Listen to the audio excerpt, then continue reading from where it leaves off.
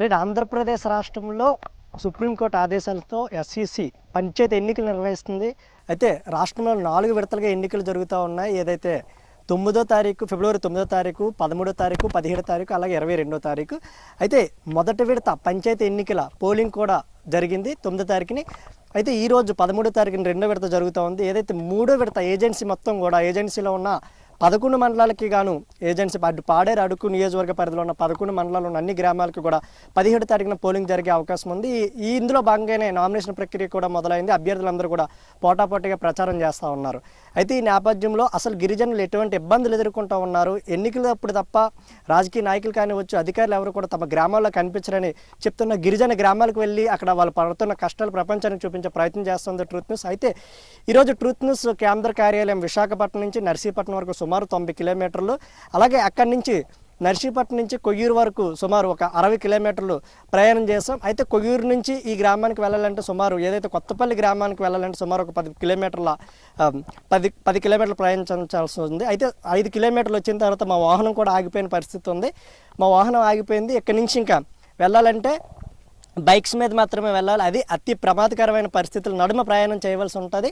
అయితే బైక్స్ మీద ఒకరు లేదా ఇద్దరు మాత్రం వెళ్ళడానికి అవకాశం ఉంది. ఏమాత్రం ఎమర్పాటుగా డ్రైవింగ్ చేసినా కూడా భారీ ప్రమాదం జరిగే అవకాశం ఉంది. అయితే ఎన్ని కష్టాలు పడిన ఇప్పటి వరకు చాలా కష్టపడి ఇంత దూరం రావడం జరిగింది. సుమారు 160 కిలోమీటర్లు ప్రయాణం చేసి ఇంత దూరం రావాల్సి వచ్చింది. మరో 5-6 కిలోమీటర్ల దూరంలో కొత్తపల్లి గ్రామం ఉంది. అక్కడ గిరిజనులు ఎటువంటి ఇబ్బందులు ఎదుర్కొంటూ ఉన్నారు, అక్కడ ఉన్న సదుపాయాలు ఏంటి, సౌకర్యాలు ఏంటి అనేది మీకు చూపించే ప్రయత్నం చేద్దాం.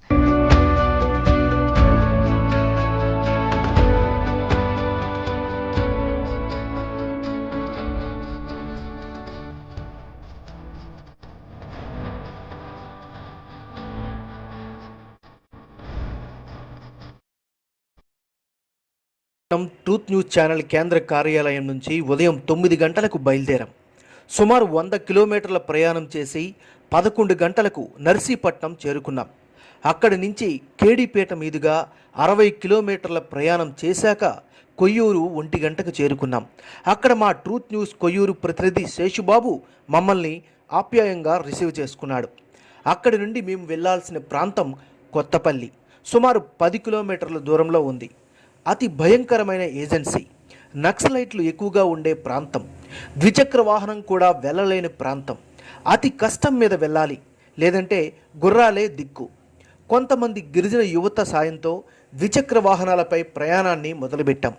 160 కిలోమీటర్ల ప్రయాణం సజావుగా సాగింది. కానీ ఈ 10 కిలోమీటర్ల ప్రయాణం మాత్రం అడుగడుగునా ఎన్నో ఇబ్బందులు, అవరోధాలు ఎదురయ్యాయి. చిన్న చిన్న కాలువలు వచ్చినప్పుడు బండి దిగి తొయ్యాల్సి వచ్చేది. అతి కష్టం మీద 5 కిలోమీటర్లు సుమారు 1 గంట ప్రయాణం సాగింది. అక్కడి నుంచి బైక్ ముందుకు కదిలే పరిస్థితి లేదు. కెమెరాతో పాటుగా మాతో తెచ్చిన సామాగ్రి మొత్తం భుజాన వేసుకొని మళ్ళీ ప్రయాణాన్ని నడక ద్వారా మొదలుపెట్టాం. అప్పటికే సమయం 2 గంటలు అవుతోంది. 2 కిలోమీటర్ల కాలినడకన ప్రయాణం చేసిన తర్వాత కొంతమంది గిరిజనులు మాకు ఎదురుగా వచ్చి గుర్రాలపై తమ గ్రామానికి తీసుకువెళ్లారు. ఈ మొత్తం ప్రయాణం ఎంతో కష్టంగా అనిపించింది. ఒక్క రోజుకే మాకు ఇలా ఉంటే 100 సంవత్సరాల నుంచి అక్కడే నివసిస్తున్న గిరిజనుల పరిస్థితి ఏంటి అని నాలో నేను మదనపడ్డా. మా కెమెరాలు చూడగానే వాళ్ళు ఎంతో ఆప్యాయంగా మాకు స్వాగతం పలికారు. అయితే అతి కష్టం మీద సుమారు ఒక 5 కిలోమీటర్లు వరకు బండిపై రావడం జరిగింది. ఆ తర్వాత మా బైక్స్ అన్నీ కూడా బళ్ళు కూడా ఆగిపోయిన పరిస్థితి ఉంది. కొంతమంది గిరిజన యువత కూడా మాకు చాలా వరకు సహకరించారు. ఇది ఈ గుర్రాల ద్వారా మేము ఈ గ్రామానికి చేరుకోవడం జరిగింది. ఈ ఒగ్రామకారు సుమారు ఇలాంటి ఈ బోదరాల పంచాయతీ ఏదైతే కొయ్యూరు మండలం విశాఖ జిల్లా కొయ్యూరు మండలం సంబంధించి బోదరాల పంచాయతీలో అనేక గ్రామాలు కూడా ఉన్నాయి. అయితే ఈరోజు కొత్తపల్లి గ్రామానికి మేము రావడం జరిగింది. 5 కిలోమీటర్లు అతి కష్టం మీద మీరు ప్రయాణం కూడా పక్కన విజువల్స్లో కూడా క్లియర్గా చూడవచ్చు. అతి కష్టం మీద మేము ప్రయాణం కూడా చేసాము. మాకు ఈ గిరిజన యువతతో పాటు మా ట్రూత్ న్యూస్ కొయ్యూరు ప్రతినిధి శేషు సహకారంతో ఇంత దూరం రావడం జరిగింది. అయితే కొద్ది దూరంలోనే మా బైక్స్ కూడా పైకి బళ్ళు ఏదైతే ఉన్నాయో మొత్తం రాళ్ళు అవడంతో బైక్స్ కూడా స్కిడ్ అయిపోయి పడిపోయే ప్రమాదం ఉందని గమనించిన ఈ గిరిజన యువత కూడా మాకు సహకరించారు. గుర్రాలపై గ్రామానికి మమ్మల్ని తీసుకురావడం జరిగింది. అయితే ఒక రిపోర్టింగ్లో మహా అయితే 1 గంట 2 గంటలు మాత్రమే ఇక్కడ ఉండడం జరుగుతుంది. అయితే మేము ఈ గ్రామానికి రావాలంటే ఇంత కష్టపడి ఈ గ్రామానికి రావడం జరిగింది. అయితే గత 100 సంవత్సరాలుగా ఇదే గ్రామాల్లో ఉంటున్న యువత ఏం కావాలన్నా కూడా వైద్యం, ఆరోగ్యం, ఏ అవసరాలు కావాలన్నా కూడా అనేక కిలోమీటర్లు ఈ గుర్రాల ద్వారా బైక్స్ మీద కూడా ప్రయాణం చేస్తూ ఉంటారు. అయితే ఒకసారి ఈ గ్రామంలో కొంతమంది గిరిజనులు ఉన్నారు, వారు ఎటువంటి సమస్యలు ఎదుర్కొంటున్నారు అడిగి తెలుసుకునే ప్రయత్నం చేద్దాం. చెప్పండి, మీరు కిందకి వెళ్ళాలంటే ఎటువంటి ఇబ్బందులు ఉన్నాయి? ఈ గుర్రాల మీదనే మీ ప్రయాణం జరుగుతూ ఉంది. గుర్రాల మీదనే మేము నడుస్తున్నాము ఇంతవరకు ఉంటాం. మాకు ఎవరు రోడ్డు పైన కూడా సదుపాయం ఎవరు ఇవ్వలేదు. కాబట్టి గిరిజన ఇక్కడ కొత్తపల్లి గ్రామంలో నివసిస్తున్నాం. అడవిలో కనుక ఏమి ఉపాధి ధోరణ కూడా మాకు రోడ్డు ఇవ్వలేదు. అందుకని ఇబ్బంది పడుతున్నాం సార్. ఎన్నికలు జరుగుతూ ఉంటాయి కదా, ఎన్నికలప్పుడు ఎవరైనా ఓట్లు అడగడానికి మీ గ్రామానికి వచ్చినప్పుడు మరి వారి దృష్టిలో ఈ సమస్యలు ఏమి మీరు పెట్టలేదా? పెట్టామండి, చాలా ఓట్లు కూడా వేసాము, ప్రెసిడెంట్లు కూడా గెలిచారు. కానీ మా గ్రామంకి మాత్రం సరిపరి చేయలేదు. ఎవరు కూడా ఇంకా పట్టింపు చేయలేదు మా గ్రామంలో. ఓట్ల టైంలో వాళ్ళు వచ్చినప్పుడు మీ సమస్యలు వారి దృష్టికి తీసుకెళ్ళినప్పుడు వాళ్ళు ఏం చెప్తా ఉంటారు మరి మీకు? మాకు ఏం చెప్పలేదండి. మా ఇంకా ఇస్తాము, ఇదే రోడ్డు ఇస్తాము, ఇదే ఇస్తాము అన్నారు. అదే కానీ ఇంకా ఇంతవరకు ఏం చేయలేదు. ఈ గ్రామానికి అధికారులు కానీ ఎవరైనా రాజకీయ నాయకులు ఎవరైనా వస్తూ ఉంటారు మీ గ్రామానికి? ఎవరు రాలేదండి. అధికారులు గ్రామాలు కూడా ఎవరు పట్టింపు చేయలేదు, రాలేదు ఇంతవరకు. మరి మీ గ్రామంలో ఈ కొత్త వైఎస్ఆర్సీపీ ప్రభుత్వం వచ్చిన తర్వాత గ్రామ వాలంటీర్లు పెట్టారు కదా, ప్రతి 50 కుటుంబాలకు ఒక వాలంటీర్ని పెట్టారు కదా, మరి వాలంటీర్ల ద్వారా మీకు ఏమైనా సంక్షేమ పథకాలు ఏమైనా అందుతున్నాయి మీ గ్రామానికి? వాలంటీర్ ద్వారా అంతే అందుతున్నదండి. ప్రతి దానికి మరి ఇంటింటికి వచ్చే పెన్షన్ కానీ లేకపోతే పట్టాలు కానీ దేనికైనా వచ్చి మరి ఆ గ్రామం ద్వారా మాత్రం తెలియజేస్తున్నారు వాలంటీర్. అంటే మరి మీరు 5 కిలోమీటర్లు వెళ్ళాలి. ఇప్పుడు కొయ్యూరు అయితే ఒక 10 కిలోమీటర్లు వెళ్ళాలి. ఈ 10 కిలోమీటర్లు కూడా మీరు గుర్రాల మీద కిందకి వెళ్తూ ఉంటారా? గుర్రాల మీద వెళ్తుంటామండి. గుర్రాల మీద నడకవే, కాలు నడకవే. మరి ఏం చెప్దాం అనుకుంటున్నారు అధికారులకి? మీరు పదే చెప్పినా కూడా, ఎన్నిసార్లు విన్నవించినా కూడా మీ బతుకులు మారట్లేదు. ఈసారి అయినా కూడా మీరు ఓటు వేసే ముందు ఏం చెప్దాం అనుకుంటున్నారు ఓటు అడగడానికి వచ్చే రాజకీయ నాయకులకి? అంటే ఎందుకంటే మాకే మంచి నీళ్ళు, మాకు కరెంటు, మాకు రోడ్డు కావాలనేసి అడిగిదామని అనుకుంటున్నామండి. అడిగినాక మీరు ఓట్లు వేసాక మళ్ళీ 5 సంవత్సరాల వరకు ఎక్కడెక్కడ మళ్ళీ వస్తూ ఉంటారు. ఈ 5 సంవత్సరాల పరిధిలో మధ్యలో మిమ్మల్ని చూడడానికి ఎవ్వరు రారండి. మధ్యకి ఎవ్వరు రారు. ఇంకా కిందకి నుండే ఇంకా మాటలు చెప్తుంటారు కానీ బయటకు మాత్రం ఊర్లో వచ్చి ఎవరు మాట్లాడారు. మరి మీ పిల్లల చదువులు అవి ఎలా? ఇక్కడ బడి కానీ ఒక ఆఫీస్ కానీ ఏం లేదు కదా, మీ పిల్లల చదువుల పరిస్థితి ఏమిటి? మా పిల్లలంతా మరి ఇంకా అలాగే కాలు నడక మేమే వెళ్ళి మరి జాయిన్ పెట్టడం, మేమే తీసుకొని రావడం, ఊరికి ఇబ్బంది పడుతున్నామండి. సరే, మేము మీ గ్రామానికి చేరుకోవడానికి 5-6 కిలోమీటర్లు రావడం జరిగింది. కాస్త దూరం వరకు నడిచి వచ్చాము. కాస్త దూరం వరకు మీ గిరిజన యువత ద్విచక్ర వాహనాలపై అలా గుర్రాలపై కూడా మమ్మల్ని గ్రామాన్ని తీసుకొచ్చారు కదా. ఆ గెడ్లు కూడా పైన వెళ్తూ ఉన్నాయి. వాటర్లోంచి కూడా మేము నడిచి వచ్చిన పరిస్థితి ఉంది, నీటిలోంచి కూడా నడిచి వచ్చిన పరిస్థితి ఉంది. మరి వర్షాకాలంలో ఇక్కడ పరిస్థితి ఏ విధంగా ఉంటుంది? వర్షాకాలం అంతా చాలా కష్టం అండి. గుర్రాలతో నడక కూడా, కాలు నడక కూడా చాలా, ఇంకా ఊటలు తేలిపోయి మరి చాలా బందిగా. అందుకనే ఇప్పుడు సంతకు వెళ్ళాలంటే సుమారు ఇంకా గ్రామంకి చేరుకోవాలంటే రాత్రి 7 గంటలు 8 గంటలకి సుమారు వస్తున్నామండి ఈ బందితో. మరి అడవి జంతువుల నుంచి ఏమైనా ఇబ్బందులు వస్తూ ఉంటాయి మీకు? అడవి జంతువుల నుండి ఇబ్బంది అండి. మన గుర్రాలు ఉంటాయి, మళ్ళీ ఈ పందులు ఉంటాయి. దాన్ని బట్టి బియ్యంతో ఇబ్బంది వస్తుంటాము. మరి మీకు కూరగాయలు కానీ, ఆహార పదార్థాలు కానీ, నిత్యావసర వస్తువులు కానీ కావాలంటే ఏ విధంగా తెచ్చుకుంటూ ఉంటారు మీరు? అంటే భుజాల మీద ఎత్తుకొని రావడం అండి. ఇంకా మాకు ఏం బండ్లు లేవు కదా, అందుకే భుజాల మీద, గుర్రాల మీద తెస్తున్నాం. మరి ఎవరికైనా ఆరోగ్య సమస్యలు వచ్చినా, జ్వరం వచ్చినా, జబ్బు వచ్చినా వారిని ఏ విధంగా కిందకి తీసుకువెళ్తారు? అంటే ఎత్తుకొని వెళ్తామండి కిందకి. ఏం బండి లేదు, ఏం లేదు కదా, ఎత్తుకొని భుజాల మీద ఎత్తుకొని అలాగా దింపుతాం హాస్పిటల్కి. మరి ఆ సమయంలో, ప్రయాణించే సమయంలో రోగి ఎవరైనా మరణించిన, ఏదైనా చనిపోయిన కానీ, మరణించిన కానీ సందర్భాలు ఎదురయ్యాయి మీకు కిందకి తీసుకువెళ్తున్న సమయంలో? ఎదురైందండి. కిందకి తీసుకొని వెళ్ళేటప్పుడు కూడా అలాగే జరిగింది. మళ్ళీ కింద నుండి కూడా సవాలు అలాగే ఎత్తుకొని వస్తున్నామండి. చెప్పండి, అసలు ఎందుకు ఇక్కడ గుర్రాలు వాడుతూ ఉన్నారు మీరు? అంటే బరువు ఇవన్నీ తీసుకెళ్ళడానికి గుర్రాలు వాడుతున్నామండి. గుర్రాలు ఇక్కడ సుమారు 5 కిలోమీటర్ల నుంచి మేము ప్రయాణం చేస్తూ ఉన్నాము. చాలా ఇబ్బందిగా ఉంది. బండి కూడా ఎక్కడిక్కడ మా ద్విచక్ర వాహనం కూడా ఆగిపోయిన పరిస్థితి ఉంది. మరి మేము ఈరోజు వస్తాము, వార్తా కవరేజ్ అయిపోయిన తర్వాత కిందకి వెళ్ళిపోతాం. ఈ నేపథ్యంలో ప్రతిరోజు కూడా ఇలా ఇబ్బంది పడుతూనే ఉంటారు మీరు? ప్రతిరోజు ఇబ్బంది అండి. గుర్రాలు మోసుకొని బరువులు తెచ్చుకుంటాం. ఎన్ని గుర్రాలు ఉంటాయి మీ గ్రామంలో? సుమారు 20 ఉన్నాయండి. 20 గుర్రాల వరకు మీ గ్రామంలో ఉన్నాయి. బైక్స్ ఎన్ని ఉన్నాయి? బైక్లు 6 ఉన్నాయండి. 6 మాత్రం బైక్స్ ఉన్నాయి. జనాభా ఎంతమంది ఉంటారు మీ గ్రామంలో? ఉంటారండి ఎక్కువ జనాలు. స్కూల్ కానీ, గవర్నమెంట్ సంబంధించిన ఆఫీసులు కానీ ఏమైనా ఉన్నాయి మీ గ్రామంలో? ఏం లేవండి. స్కూల్ లేదు, అన్ని యాప్స్ కూడా ఏం లేదు. కరెంట్ సదుపాయం ఉంది గ్రామంలో? కరెంట్ ఏం లేదు, సోలార్ ఉందండి. సోలార్ మాత్రం పెట్టారా? ఇప్పుడు మరి ఎన్నికలు అవుతున్నాయి కదా, మీ గ్రామానికి ఎవరైనా వస్తూ ఉంటారా ఓట్ల కోసం? ఇంకా ప్రస్తుతానికి ఎవరు రాలేదు. మామూలుగా వస్తుంటారు పోతుంటారు. ఎన్నికల టైంలో తప్ప మిగతా టైంలో కనిపించరా వాళ్ళు మీకు? మిగతా టైంలో ఎవరు రాలండి. వెనక టైం తీరా టైంలో వస్తారు. అక్కడ కరెంటు లేదు, కేవలం సోలార్ విద్యుత్తే వాడుతున్నారు. ఎటువంటి నెట్వర్క్ సిగ్నల్ లేదు. గెడ్డ ఊట నీరే వారి దాహం తీరుస్తోంది. మట్టితో నిర్మించిన చిన్న చిన్న గదులుండే ఇళ్లలో ఉంటున్నారు. వర్షాకాలం వారి పరిస్థితి చాలా ఘోరంగా ఉంటుంది. చిన్నపిల్లలు చిరిగిన బట్టలతో కనిపించారు. అక్కడ స్కూల్ కానీ అంగన్వాడీ కేంద్రం కానీ ఏమీ లేవు. వందల సంవత్సరాల నుండి ఉన్న ప్రాంతం కాబట్టి ఎటువంటి సదుపాయాలు లేకపోయినా అక్కడే జీవనాన్ని కొనసాగిస్తున్నారు. అడవిలో దొరికే తేనె, ఆకు, అలమ సేకరించి సమీప సంతల్లో అమ్మగా వచ్చిన సొమ్ముతో వారి జీవనాన్ని కొనసాగిస్తున్నారు. కొంతమంది వ్యవసాయంపై ఆధారపడి జీవిస్తున్నారు. ఎక్కడికి వెళ్ళలేక, అక్కడే ఉండలేక నానా అవస్థలు పడుతున్నారు. గిరిజనాభివృద్ధి కోసం ప్రభుత్వాలు ప్రవేశపెట్టిన పథకాల గురించి వీరికి కనీస అవగాహన కూడా లేదు. కూలీ పనుల కోసం సుమారు 10 కిలోమీటర్ల దూరం వెళ్ళక తప్పదు. నిత్యావసర వస్తువులు ఏం కావాలన్నా గుర్రాలే దిక్కు. మేమక్కడ ఉండగానే పక్క గ్రామం నుంచి 2 యువకులు ఒక మహిళను డోలి ద్వారా తీసుకొచ్చారు. ఏం జరిగిందని అడగ్గా గొడ్డలు తగిలి కాలుకు భారీ గాయమయ్యి రక్తం కారుతుంది. సుమారు 10 కిలోమీటర్ల డోలి ద్వారా తీసుకెళ్తే అక్కడికి అంబులెన్స్ వస్తుందట. వారికి ఇది అలవాటే అని కన్నీళ్లు దిగమింగుకుంటూ చెప్పారు. రైట్, మనం ఇక్కడ చిత్రంలో చూడొచ్చు ఎంతమంది అభం శుభం తెలియని గిరిజనులు ఉన్నారో ఇక్కడ మన కెమెరా విజువల్స్లో కూడా మీరు చూడొచ్చు. అయితే ఈ భారతదేశానికి స్వాతంత్రం వచ్చి 70 సంవత్సరాలు గడుస్తూ ఉంది. సాంకేతిక పరిజ్ఞానం కూడా అందించుకున్నాం. 4G 5G ద్వారా కూడా వెళ్తూ ఉన్నాం. ఏదైతే ఇస్రో ఉందో నాసాతో కూడా పోటీ పడుతూ ఉన్నాం. చంద్రయాన్ అటువంటి ప్రయోగాలు కూడా చేస్తూ ఉన్నాం. చంద్రుడి మీదకి కూడా ఇటు శాటిలైట్లను పంపిస్తున్నాం. శాటిలైట్ చిత్రాల ద్వారా ఎక్కడ ఏం జరుగుతుందో చూస్తూ ఉన్నాం. అనేక సాంకేతిక పరిజ్ఞానాన్ని ఉపయోగించుకుంటూ ఉన్నాం.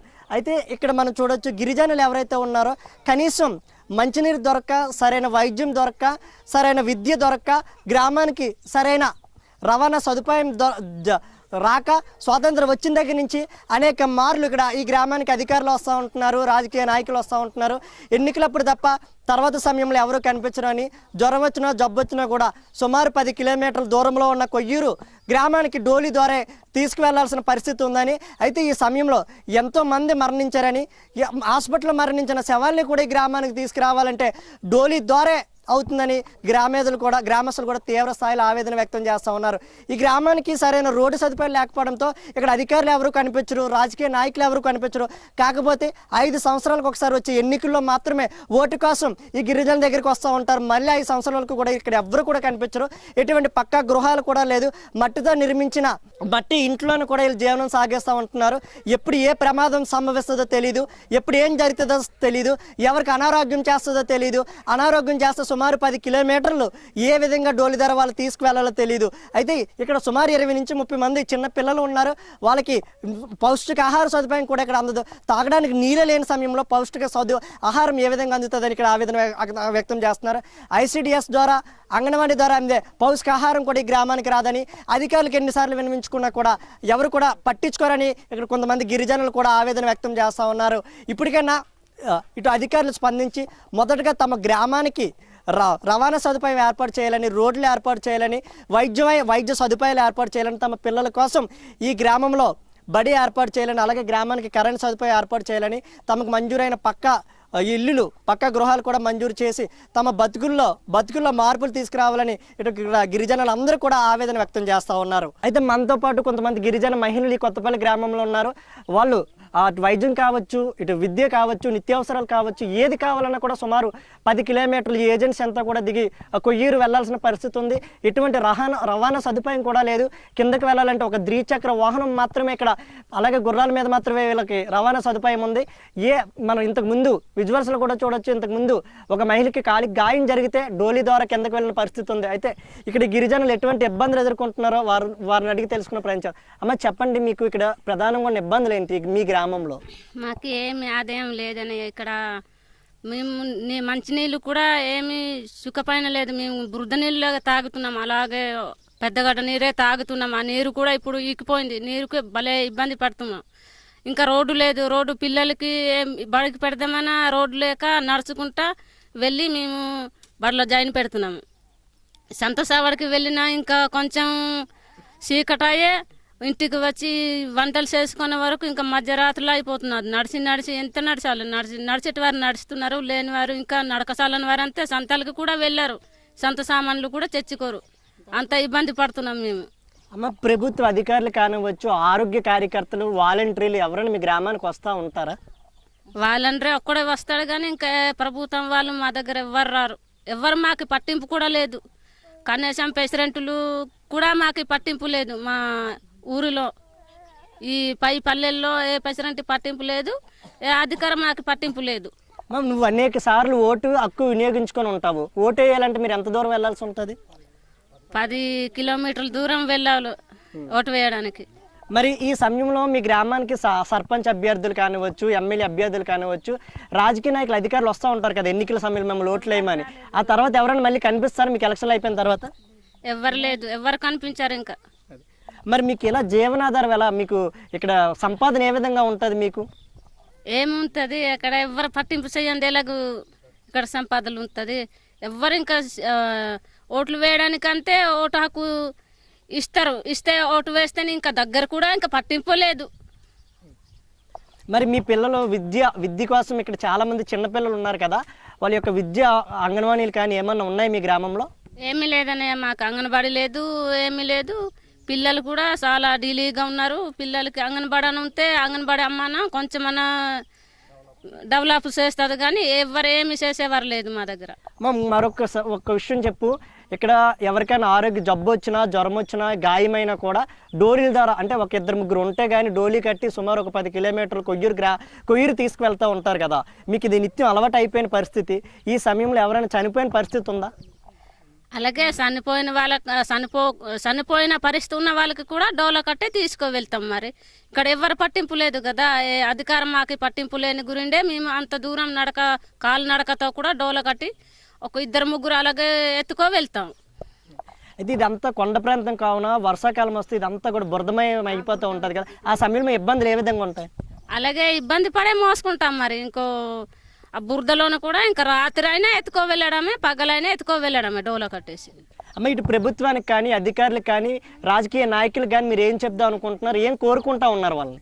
ఏమి కోరుకుంటాం మరి, మాకు మంచిగా చేయడానికి అంతే రోడ్డు కోరుకుంటాం, నీళ్లు కోరుకుంటాం, ఇంకా మంచి ఇల్లులు, మాకు కనీసం ఉండే ఇల్లులు కూడా మంచిది కాదు కదా. అందుకే అదంతా మేము గవర్నమెంట్ కోరుకుంటే ఏ గవర్నమెంట్ కూడా మాకు పట్టింపు లేదు కూడా. అంటే గవర్నమెంట్ పక్కా ఇల్లు ఇస్తుంది కదా కట్టుకోమని, మీకు ఎవరైనా అధికారులు చెప్తా ఉన్నారా? మేము ఇల్లు ఇస్తాం మీరు కట్టుకోనని ఎవరైనా మీకు చెప్తా ఉంటారా? మాకు ఎవరు చెప్పట్లేదు.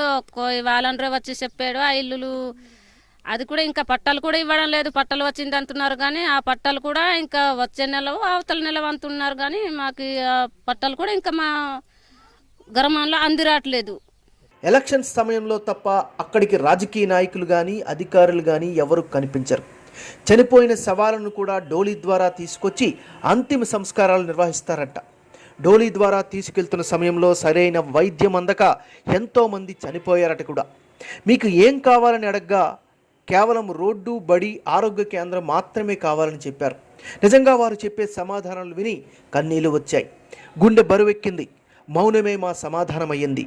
4G, 5G, చంద్రయాన్, వేల కోట్ల బడ్జెట్ ఎవరి కోసం? గిరిజనుల కోసం కేటాయిస్తున్న కోట్లాది రూపాయలు ఎక్కడికి పోతున్నాయి? స్వాతంత్ర్యం వచ్చి 70 సంవత్సరాలు గడుస్తున్నా వారి బతుకులు ఎందుకు మారడం లేదు? ఇలా ఎన్నో ఆలోచనలు నా మదిలో మెదిలాయి. కనీసం వారి ప్రాథమిక హక్కులు కూడా వారికి అందడం లేదు. అధికారులకు, రాజకీయ నాయకులకు అర్జీలు పెట్టుకొని నిత్యం తమ గోడు వెళ్ళబూసుకొని అలసిపోయామని చెప్పారు. ఇప్పటి వరకు ఏ మీడియా ప్రతినిధి కూడా ఆ గ్రామానికి రాలేదంట. మీ మీడియా ద్వారా మా గోడును, మా బాధలను, మా భావాలను, మా ఆక్రందనలను, మా బ్రతుకులను ప్రభుత్వానికి తెలియజేయండి అని 2 చేతులతో వాళ్ళు ప్రాధేయపడితే ఒక మనిషిగా చలించిపోయాను. నా జర్నలిజం ప్రయాణంలో ఎన్నో వార్తలు, ఎన్నో సంఘటనలు చూసా.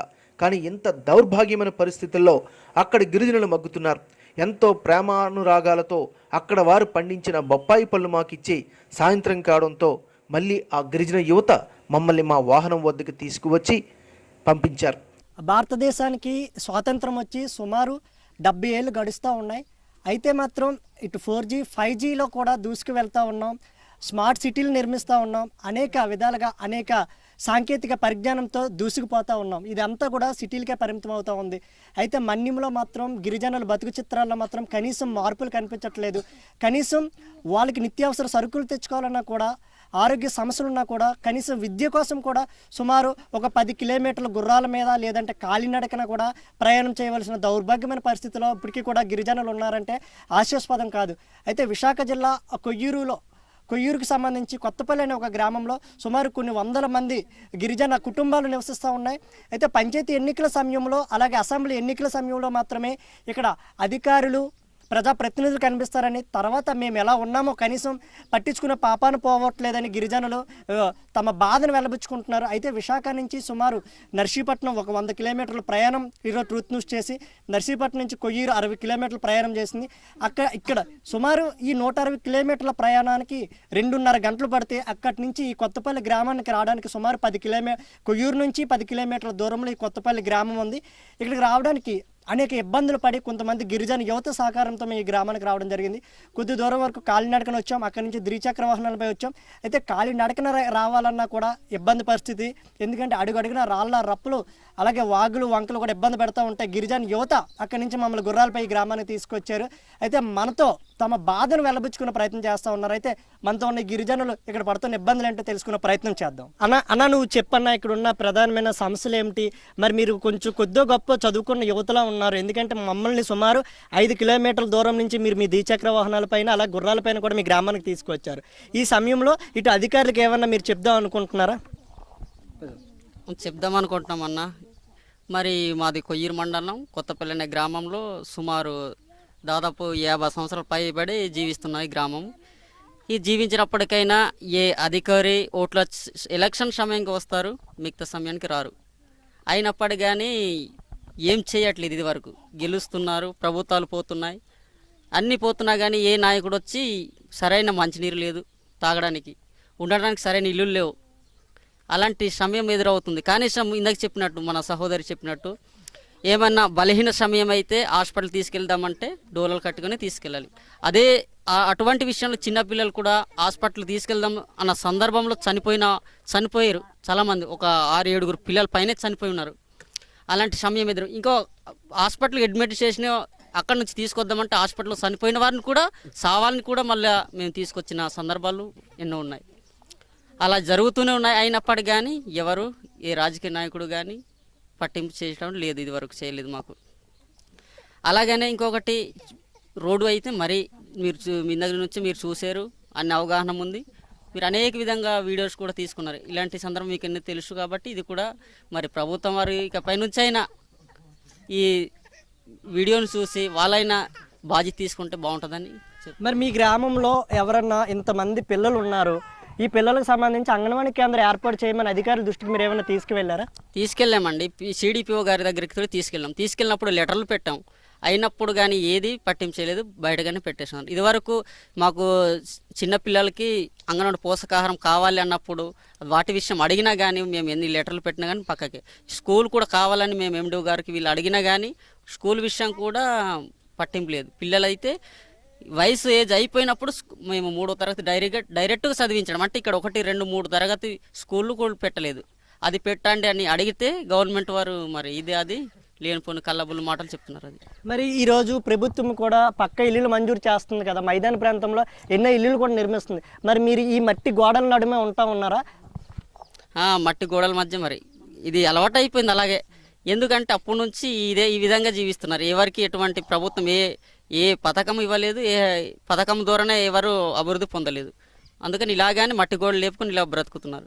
మరొక విషయం చెప్పండి, ఈరోజు మా కెమెరా కంటికి ఒక దారుణమైన సంఘటన కూడా చిక్కింది. మీ పక్క గ్రామం నుంచి ఒక మహిళ గొడ్డలతో కాలికి గాయమైతే సుమారు ఒక 10 కిలోమీటర్లు కూడా డోలీ ద్వారా కూడా తీసుకెళ్లాల్సిన పరిస్థితి ఉంది. మీకు ఇది సర్వసాధారణం అయిపోయిందా ఇటువంటి సంఘటనలన్నీ కూడా? ఇలాగ ఎన్నో జరుగుతున్నాయండి. ఇందాకే చెప్పాను కదా, చనిపోయిన శవాలు, తర్వాత బాగాలేత పేషెంట్లు, లేకపోతే ప్రెగ్నెంట్లు డెలివరీ సమయానికి ఇబ్బంది అవుతుంటే అలాంటి మరణాలు కూడా ఎదురయ్యి అటువంటిది మరి ఇంకేం చెప్పను అలాగే జరుగుతున్నాయి.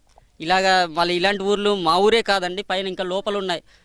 ఈ చాలా అనేక గ్రామాలు ఉన్నాయి. అనేక గ్రామాల నుంచి అదే సందర్భం ఇలాగే జరుగుతున్నది. రోడ్డు లేక, కరెంట్ లేక, మంచినీరు సౌకర్యం లేక, తర్వాత ఏమో సరైన మంచినీరు లేదు, రోడ్డు సౌకర్యం లేదు. ఇవి అలాగే జరుగుతున్నాయి. మరి మంచినీటి అంటే ఇక్కడ బోర్ల సదుపాయం కానీ ఏది కూడా ఉండదు కదా, మరి ఎటువంటి నీరు మీరు తాగుతూ ఉన్నారు?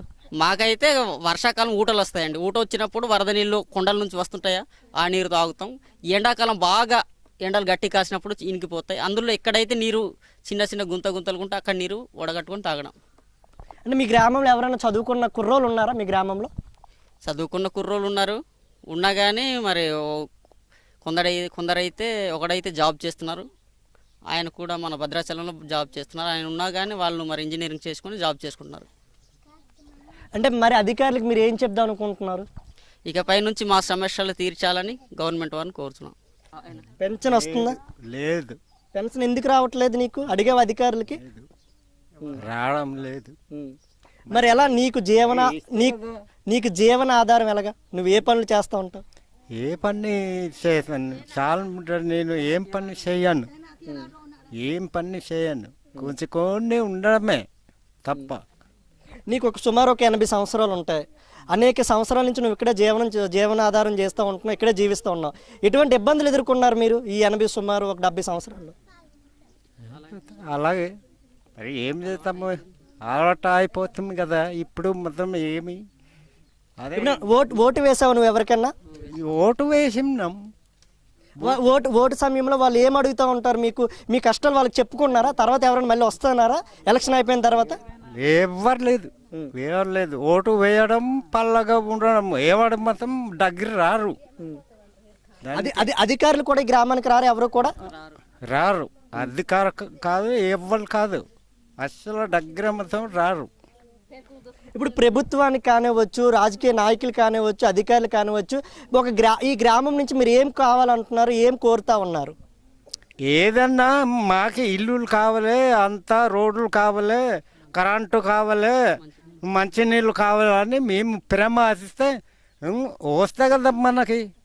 ఎవడు మనకి సాయం వస్తే కదా మనం ఏం చేస్తాము.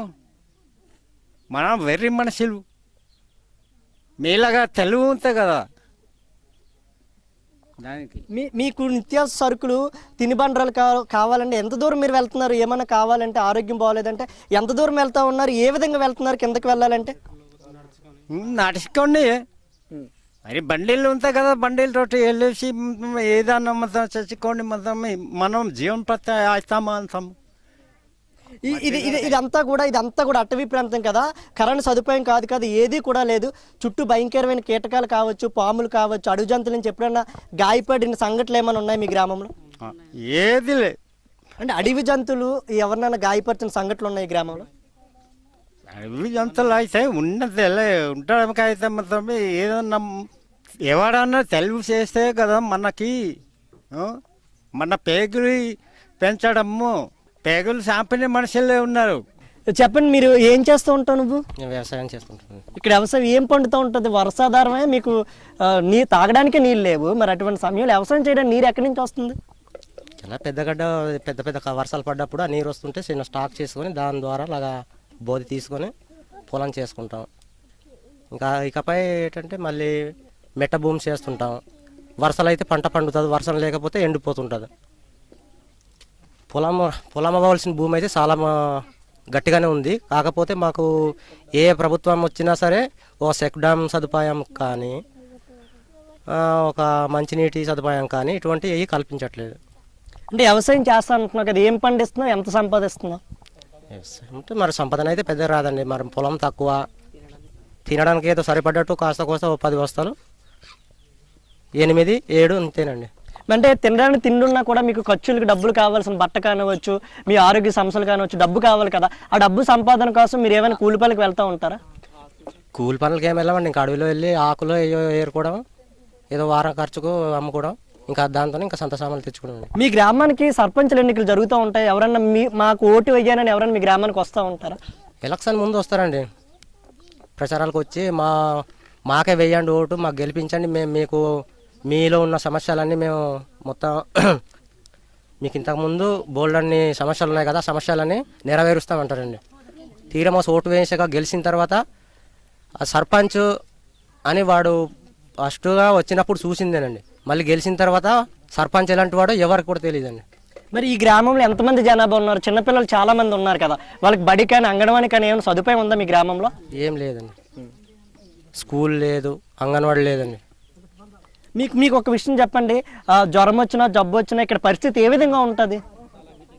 చాలా గట్టిగా మరి చాలా ఘోరమేనండి. బాగా ఫీవర్ ఎక్కువ అవుతే డోలు కట్టి కొయ్యరెత్తుకెళ్ళిపోవాలండి. అంటే డోలు కట్టి తీసుకువెళ్తాం అంటున్నారు, మీకు ఇది సర్వసాధారణం అయిపోయింది డోలు ద్వారా తీసుకువెళ్ళడం. ఈ సమయంలో ఎవరైనా మరణించిన సందర్భాలు ఉన్నాయి, చనిపోయిన సందర్భాలు ఉన్నాయి, వైద్య సౌకర్యాలు సరిగ్గా లేక ఉన్నాయండి. అలాగా మరి ఇప్పుడు సడన్గా తీసుకెళ్ళలేకపోతే మరి వెళ్ళలేని పరిస్థితుల్లో ఉంటే హఠాత్తుగా చనిపోతున్నారండి చాలామంది. మరి మీరు అధికారులు కానివచ్చు, రాజకీయ నాయకులు కానివచ్చు, ప్రభుత్వాన్ని కానివచ్చు, ఏం కోరుదాం ఉన్నారు? ఒక గిరిజనుడిగా మీకు కావాల్సిన సదుపాయాలు ఏంటి, మీకు కావాల్సిన సౌకర్యాలు ఏంటి, వారికి ఏం చెప్దాం అనుకుంటున్నారు? మాకు కావాల్సింది ఇప్పుడు ఏంటంటే రూటు మెయిన్ కావాలండి, రూటు, మంచినీటు, అంగన్వాడీ కేంద్రం ఒకటి. ఈ వార్త ఎలాగైనా ప్రభుత్వానికి దృష్టికి తీసుకువెళ్ళి మా బతుకుల్లో చిరు దీపాన్ని వెలిగించండి అని ప్రాధేయపడుతూ మాకు వీడ్కోలు పలికారు. ఒక జర్నలిస్ట్గా వారు పడే కష్టాలు, బాధలు, వ్యధలు బయట ప్రపంచానికి చూపించడం మరియు వారి తరపున మా గొంతుకు ద్వారా ప్రభుత్వానికి తెలియజేయడం తప్ప అంతకు మించి మేము ఏం చేయగలం? స్పందించాల్సింది రాజకీయ నాయకులు, అధికారులు. చూద్దాం, ఈ వార్తతో అయినా అధికారులు స్పందిస్తే కొంతమంది గిరిజనుల బ్రతుకులు మారుతాయని ఆశిస్తూ మీ కిట్టు చెప్ప, CMD ట్రూత్ న్యూస్ ఛానల్. అయ్యా రాజకీయ నాయకులారా, అధికారులారా, మీరు మా బ్రతుకులు మార్చండి, రోడ్డు వేయండి, సరైన మంచినీరు అందించండి, కరెంటు అందించండి, పిల్లలు చదువుకోవడానికి బడి, పిల్లలు పోషకాహారం రావడానికి అంగన్వాడీ కేంద్రము మాకు అందించాలని అధికారులకు, రాజకీయ నాయకులకు మనం చేస్తున్నాం. గిరిజనుల పరిస్థితి ఇది, గిరిజనుల యొక్క జీవన స్థితి. సుమారు ఏం కావాలన్నా కూడా 10 కిలోమీటర్లు ఈ అడవి మార్గం ద్వారా కిందకి వెళ్ళి ప్రయాణం చేసి అతి భయంకరమైన పరిస్థితుల్లో ప్రయాణం చేసి తమకు కావలసిన నిత్యావసరాలు కావచ్చు, వైద్యం కావచ్చు, ఆరోగ్య అవసరాల నిమిత్తం కావచ్చు, విద్య కావచ్చు, ఏది కావాలన్నా కూడా సుమారు 10 కిలోమీటర్లు ప్రయాణం చేసి తెచ్చుకున్న పరిస్థితి ఉంది. ఎన్నికలప్పుడు తప్ప ఇటు అధికారులు కానీ ఇటు ప్రజాప్రతినిధులు కానీ ఎవరు కూడా తమ గ్రామంలో కనిపించరని తీవ్ర స్థాయిలో ఆవేదన వ్యక్తం చేస్తున్నారు గిరిజనులు. చదువుకొని ఉన్నా కూడా ఉద్యోగాలు కావాలంటే ఇతర జిల్లాలకే లేదంటే ఇతర గ్రామాలకు వలస వెళ్ళిపోయిన పరిస్థితి ఉందని, అయితే మొదటి నుంచి కూడా నమ్ముకున్న ప్రాంతం కావడంతో ఇతర గ్రామాలకు వలస వెళ్ళలేక ఏదైనా కూడా ఈ గ్రామంలోనే నివసిస్తున్నామని, తమకి ప్రధానంగా 5 కిలోమీటర్ల మట్టి దారిని నిర్మించుకున్నామని, తామే సొంతంగా నిర్మించుకున్నామని ఇప్పటికైనా అధికారులు, రాజకీయ నాయకులు కళ్ళు తెరిచి తమ గ్రామానికి ఒక ఆరోగ్య కేంద్రం, ఒక విద్యాలయం, పిల్లల కోసం అంగన్వాడీ కేంద్రం, తమ గ్రామానికి కరెంట్, అలాగే ఈ గ్రామానికి రహదారి సదుపాయం ఏర్పాటు చేస్తే తమ బతుకులు మారుతాయని ఇటు గిరిజనులు ఆవేదన వ్యక్తం చేస్తున్నారు. అయితే ఈ నేపథ్యంలో ఇటు రాష్ట్ర, కేంద్ర ప్రభుత్వాలు కూడా గిరిజనుల కోసం, గిరిజనుల సంక్షేమం కోసం SC, ST సబ్ ప్లాన్ల పేరుతో కోట్లాది రూపాయల బడ్జెట్ కూడా రిలీజ్ చేస్తున్నా కూడా ఒక్క రూపాయి కూడా ఈ గ్రామానికి రావట్లేదని ఇక్కడ గిరిజన యువత ఆవేదన వ్యక్తం చేస్తున్నారు.